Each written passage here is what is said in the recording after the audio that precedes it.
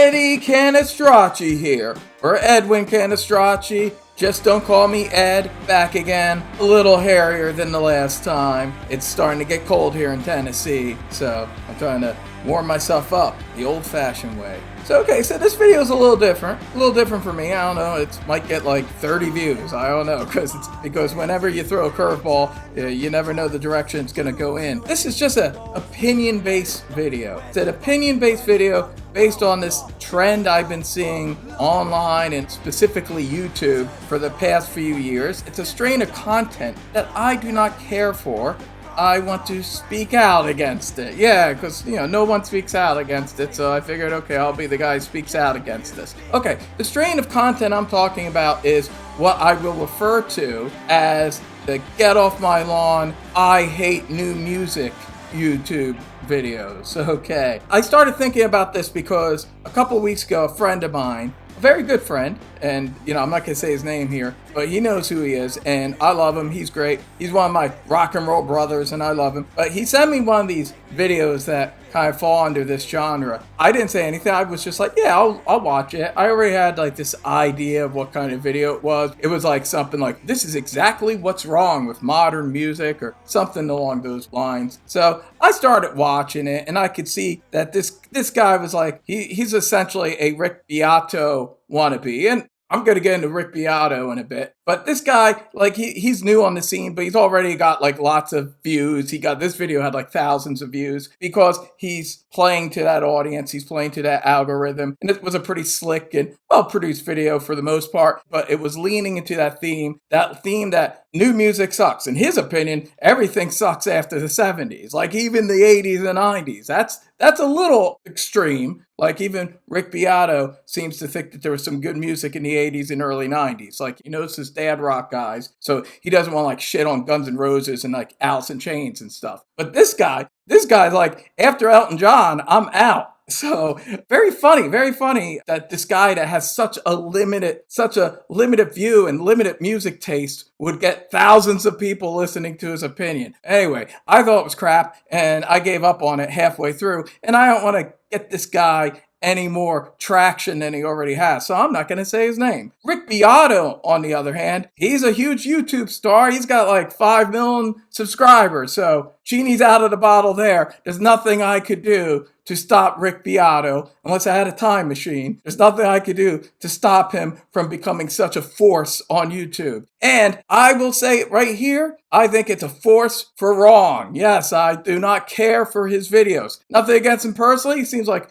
a nice enough old gent. I have no problems with him. Personally, I do not care for his content for the most part. Yes, occasionally I see he does like a video where he's interviewing some middle-aged or older rock star, or he's simply talking about guitar scales, and it's like, it's just like, if you're interested in learning about music, he can teach you about music theory like a teacher. If you're interested in that kind of stuff, I know people like educational videos. I have no problem with that. I think that's great. I think he's contributing to the cultural space and the educational space in a helpful way with those type of videos. However, we all know those aren't the only type of videos that Rick Beato makes. No, like every couple weeks, he makes one of these get off my lawn, I hate modern music, and I'm going to tell you why it sucks. Now, this is just in 1 year worth of videos. I'm going to read the title, both the thumbnail title, because he's smart. He works at both the thumbnail and his title. Well, him or his team or whatever. Hey, I do the same thing. You got to be smart. You got to have a different title on your thumbnail than for your actual video title. You want to get like, double bang for your buck there. So anyway,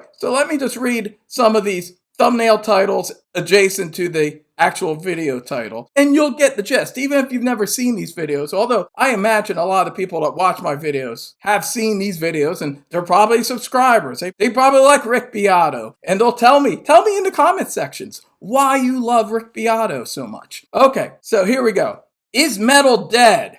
Where have all the metalheads gone? He's always posing a question, Rick. That's the thing. He poses a question, because you need to click on the video to get the answer. I've done this a few times. I know this trick. I know what you're up to, Rick. Now, this one's funny. This sucks. This AI song just went #1. For real. He does for real in all caps. Yeah, such a boomer text move. How? Question mark. The death of music genres. Oh, wow. No music genres anymore. No more. Rick Beato just told you no modern music has music genres. That's news to me and a lot of the new music I buy. But whatever. Rick Beato just says that they're gone. No more music genres. Here's one. Very specific. Prince who? I can't believe what Mr. Beast said about Prince. Okay, so obviously Mr. Beast doesn't know who Prince is. Who gives a fuck? Anyway, moving on. Really? It took 15 people to write this song? This is in, all caps. Usually these videos will show a thumbnail which has like some modern artist, like some modern pop or rap artist. And then the other side is Rick Beato, like reacting to this like, oh, I can't believe this shit. Is this for real? Or sometimes it's like a thoughtful, pondering kind of expression. Like, I'm wondering why this sucks so much. Here's another one. Where did all the bands go? Why are bands mysteriously disappearing? Oh my God, it's like aliens are taking these bands away. What is happening? Just listen to the new Spotify top 10. What is happening? So he worked in 2 what is happenings there. It's like that girl in Poltergeist. What is happening? WTF? The real reason why music is getting worse. There you go. Music's getting worse. It's getting worse. WTF? They can't be serious. New York Times says Taylor Swift is bigger than the Beatles. WTF? Another WTF. Oh, that's a big one. The boomers like to play because nothing represents shitty millennial music that's popular with a shit ton of people than Taylor Swift. He's working his audience. All these dads that have to listen to this Taylor Swift shit. Oh, God, he knows they're angry. And this is like their man cave. This is where they can go and rage out over having to listen to Taylor Swift or sit through a fucking concert of hers. Yeah. Is this even music? I thought the Spotify top 10 couldn't get any worse. He spends a lot of time listening to Spotify and the top 10. It's almost like he's trying to generate content. These lyrics are pathetic. Today's lyrics are pathetically bad. The top 10 songs, how bad are they? The latest top 10 songs, yikes. Yeah, he wrote yikes. So you get the gist. This is just like the past year. But, he's been doing this shit for years now, since like the 2015, 2016. So he has built up quite a following. So to me, this is all, I would say that this is a subtle form, although not really that subtle, of participating in the culture war, where essentially he is playing to angry and bitter, aging. I don't want to make it racial, but, obviously white people for the most part. Well, he's kind of making it racial. So, because that's the audience he's targeting. Hey, it's my audience. I check out my demographics as well. And not surprisingly, it is between 35 to 55-year-old men. And I would guess, not all of them. I probably got a more ethnically diverse group because, I will once in a blue moon, review a black artist. But for the most part, I'm assuming it's like 35 to 55-year-old white dudes. That's primarily what is listening in mind. I say Rick Beato, he skews a little bit older. So I would say he's probably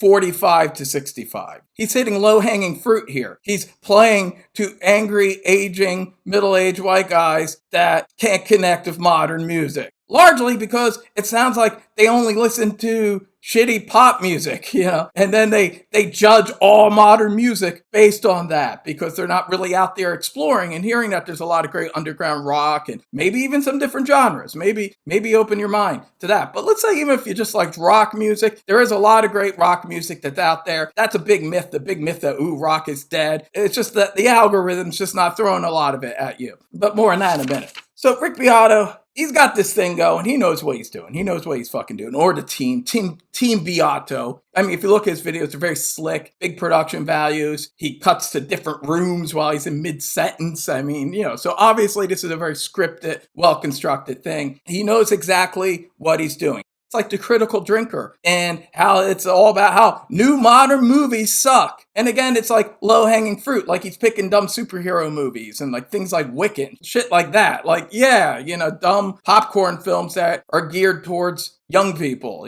families or like teenage girls, It reminds me of like when Eminem in his early days was like making fun of boy bands. Like, ooh, that's edgy. Ooh, I'm taking on the boy bands. Yeah, real edgy, Eminem. God damn it. So yeah, so these are like real easy targets. It's real junk pop culture. So they're comparing like the best stuff from the past with the most disposable throwaway stuff that's going on right now. Like they're acting like there wasn't shitty throwaway pop music in the past as well. Well, of course there was. There always was. Yes, like there's not like a new Beatles. Well, of course there's not going to be a new Beatles. That's what makes the Beatles, is that there wasn't another new Beatles. You know, there were some other big acts that made impact. There was Fleetwood Mac and Guns N' Roses and Metallica and stuff like that. But there wasn't going to be another Beatles because that is a one-time only thing. It's like how there was one Renaissance. You ever notice that there was just like one Renaissance? You know, I bet you after the Renaissance, if there was YouTube, there would have been a bunch of people bitching about the next wave of paintings after that great Renaissance run. Yeah, the middle of 20th century, it was a renaissance in pop culture, music, rock and roll, movies, and all that was a big part of the culture. Now, it's not as big as part of the culture. Now, like a lot of young people, they're into video games and other things, and music's more in the background. Doesn't mean they don't listen to some great stuff now and then. There's some great new music and old music. Hey, look, Fleetwood Mac. Zoomers love Fleetwood Mac. Rumors was the biggest selling rock album of last year. True story. So yeah, so they're getting to it. They're getting to some of the stuff. And there are underground acts, which of course people like Rick Beato and all these other people playing to this algorithm are not exposing you to. Like they could help. They could like kind of expose you to some good new music out there, but they're choosing not to. Because the algorithm awards negativity. Because that gets more hits. Because outrage gets hits. Outrage. This person did this thing. This person said this about that person. It's all about negativity. I learned like 2 years ago, like if I did really negative videos, they would be very popular. I did a negative Rolling Stones review, which did very well, and I did some shit talking. That was all right, though, because I also did 5 other very positive videos about the Rolling Stones, because I'm a huge fan of the Rolling Stones, and that's why I didn't feel bad about slagging their last album, produced by the worst producer of all time, Andrew Watt. Yeah, I don't like some new stuff, especially when older bands are trying to sound too hip or it's just like lame. And Andrew Watt's like the king producer of that. And people thought it was funny. People liked it.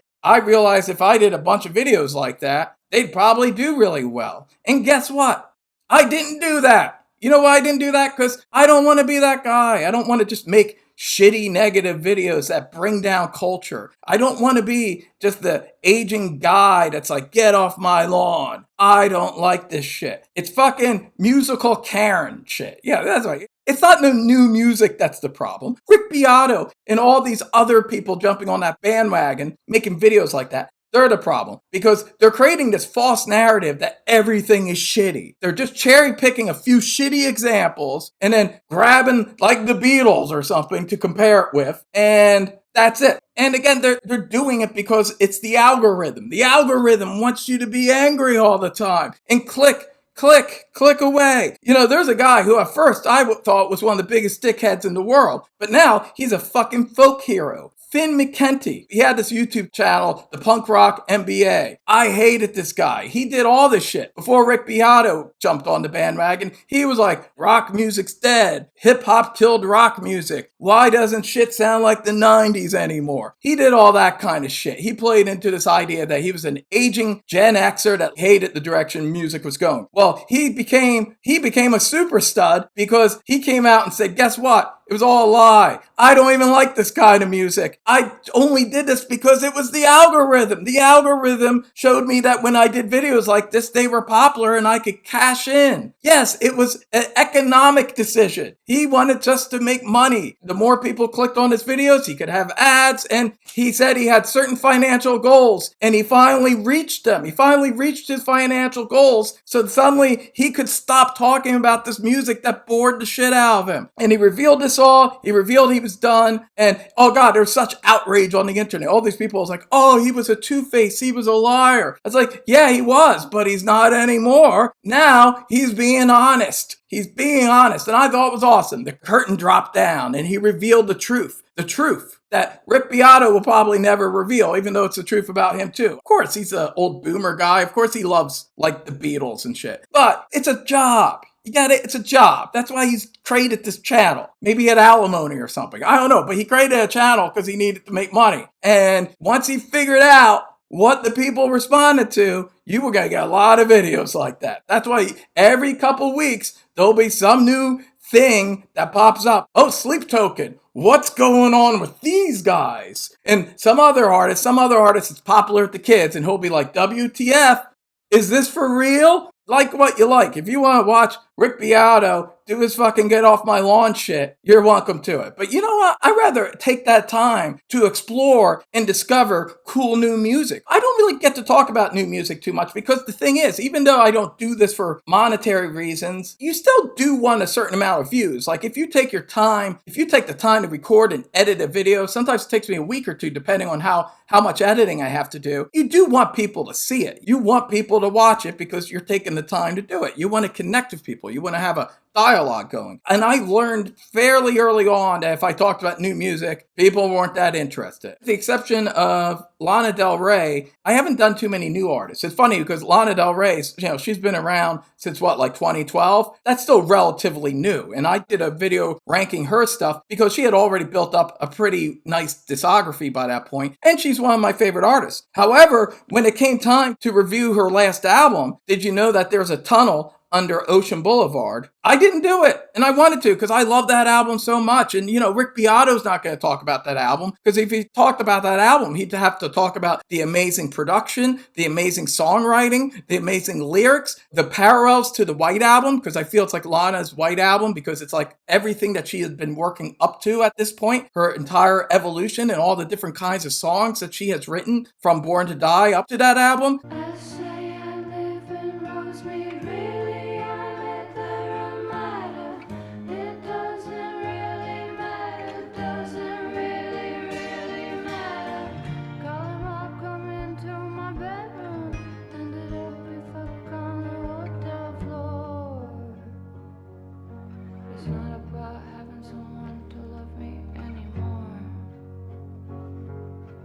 This is the experience of being an American whore.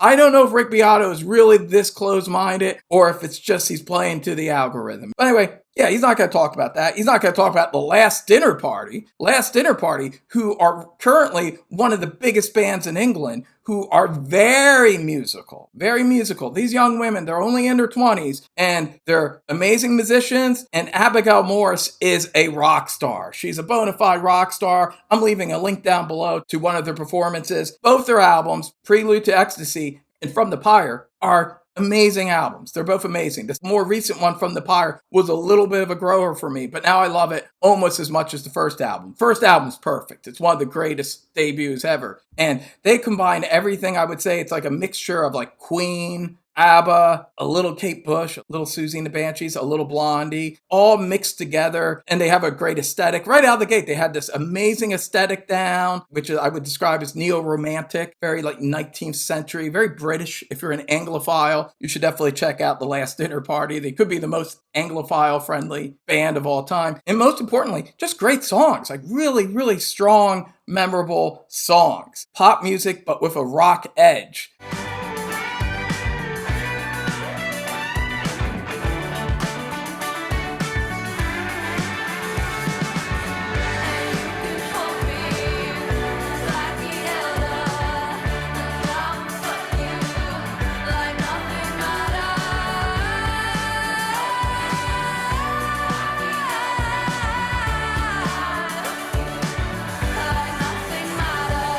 Hey, Rick Beato, listen to Prelude to Ecstasy and tell me what's wrong with that. What's wrong with that? Of course, no, you're just not going to talk about it. It's an inconvenient truth that there's great music right now being created by young people. There was this whole great wave of post-punk UK bands in the past couple of years. Just out of Ireland is Fontaines DC or Fontaines DC. I don't know how you pronounce it, but I have all their albums. They're great. Their first album, Dogrel, amazing album, real straight up. Imagine if Ian Curtis didn't die and Joy Division didn't go synth poppy, like in the more synth poppy New Order direction, but just became a more melodic and poppy version of their post-punk sound. Put the boy boys in the better land. You're always talking about the boys in the better land. The boys in the better land. But the boys in the better land. You're always talking about the boys in the better land. The boys in the better land. Another band that's huge in the UK, but only a cult following here in America, like The Last Dinner Party. They got a real scrappy working class edge. There's also another UK band, Shame, which is this melodic but edgy punk band that kind of straddles the line between punk and indie rock, and their songs are very catchy and snappy and have a lot of fire and passion to them. I like every Shame album, but again, I like the first album, Songs of Praise, the best. To me, that's a perfect record.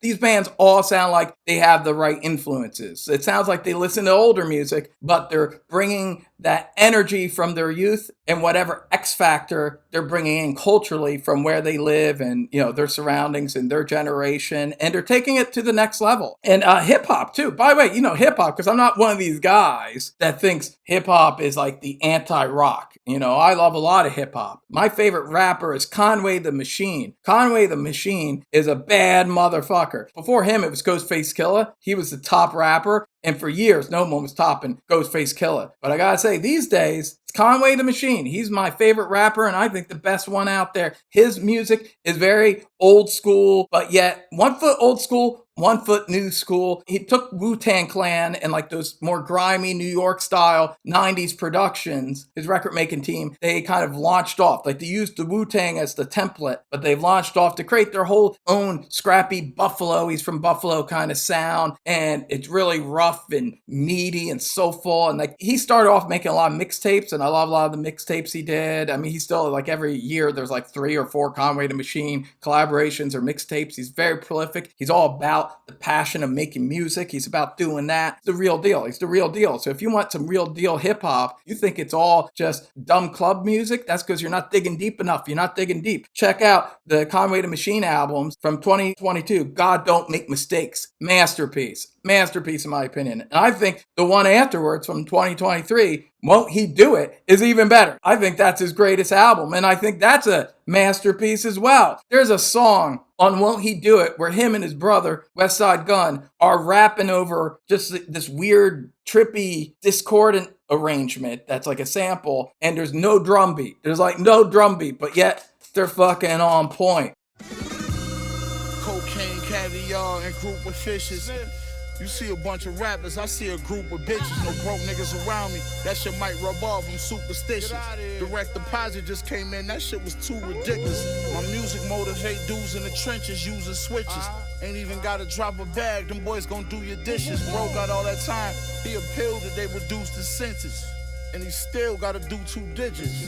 Shit. And then the one after that from last year, Slant Face Killer, that's another great album. 3 great albums in a row. I can't wait to hear his next one. He is an amazing artist. Great lyrics, great flow. You know, I also like country music. I like Chris Stapleton a lot. I think he does some good music. Great guitar player. I like how he mixes southern rock and country with soul, with like 70s style soul. It's kind of like if Al Green and Leonard Skinner and Waylon Jennings all had a wild party together. Imagine that. That sounds pretty good, right? That doesn't sound like shitty new music that has no musicianship. I mean, fucking listen to Chris Stapleton. That guy can fucking sing and play the guitar.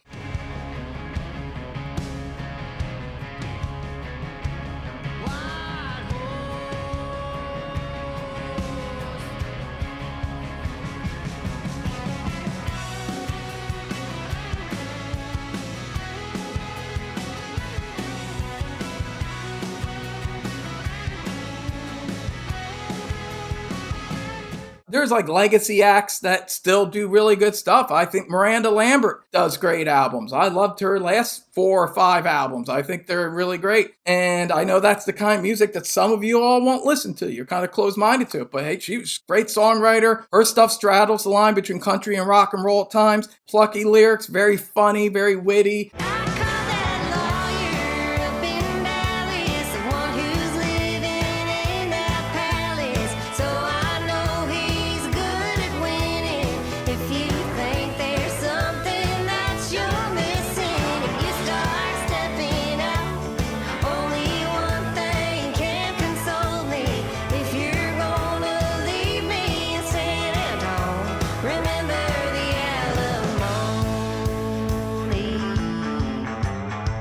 There's also old bands that release good music. God damn, I love Testament's last album. Yeah, and it was something new and fresh for them. They were combining black metal with their traditional thrash sound to create something new, kind of similar to what they did back with the Gathering album, where they mixed death metal with thrash. Now they're mixing black metal and thrash, and this is their best album. I think easily their best album since the Gathering. And I love that shows that even an older band could still be moving forward and growing.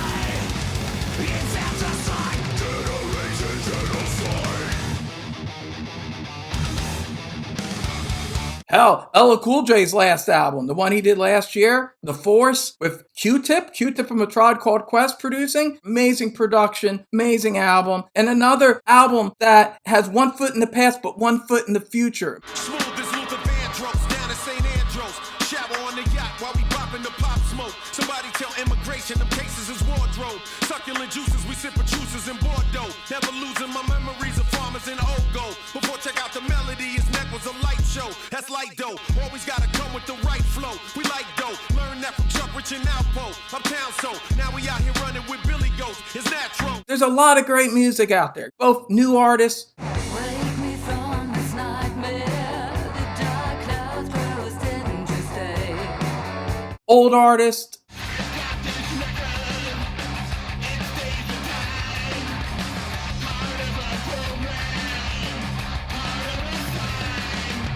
You just gotta search. You just gotta look a little bit. And maybe after a while, once you start clicking on this stuff, maybe the algorithm will change a little bit. Maybe it won't just give you all this rage bait, generational rage bait where it's us against them. They want us all divided. They want you divided politically. They want you divided culturally. They want you divided ethnically. They want you even divided gender-wise. You know, it's all about why men and women don't get along anymore. Why this thing is not like that thing anymore. You see this shit all the time. It's all the time. It's a bunch of garbage. And you gotta push it aside and say no to negativity. Say yes to positivity. Yeah, this video is not gonna do as good as a video that would be like, the real reason why this new song is the worst song ever. WTF, for real. I don't care. It's how I feel. So if it just connects with a few people and just opens up a few people's minds, then hey, I'm happy I made it. So I just want to say that. A shout out to Ralph Viera, the YouTube channel that inspired me to start making videos, because he's the real deal. Yeah, Ralph Viera has been making YouTube videos for a long time now, before the whole big gold rush came, before everyone started to jump on the YouTube bandwagon. And he also is someone that admits, even if a lot of new music he doesn't like, he doesn't want to shit on it unless people pay him. Sometimes people will pay him to shit on albums because people are sick fucks out there. So he will do that. But otherwise,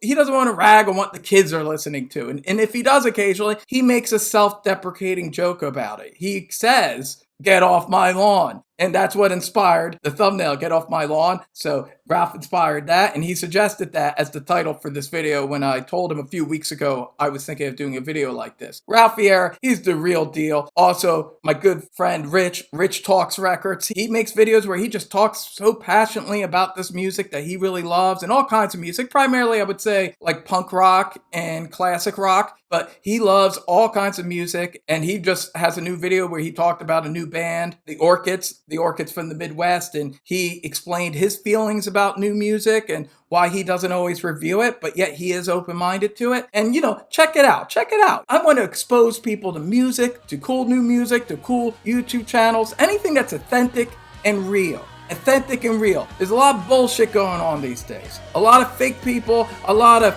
actors out there that play on your worst qualities, in my opinion, instead of trying to bring out your best qualities. I don't want anyone to get off my lawn. I don't even have a lawn. I live in an apartment in a city, and I think it keeps me legit. No lawns. No lawns for Edwin. Thank you for watching. Thank you for listening. And hey, share this video. Get the word out. Help a brother out. All right. As always, I'm Eddie Canestracci, and I am out of here. Rock on.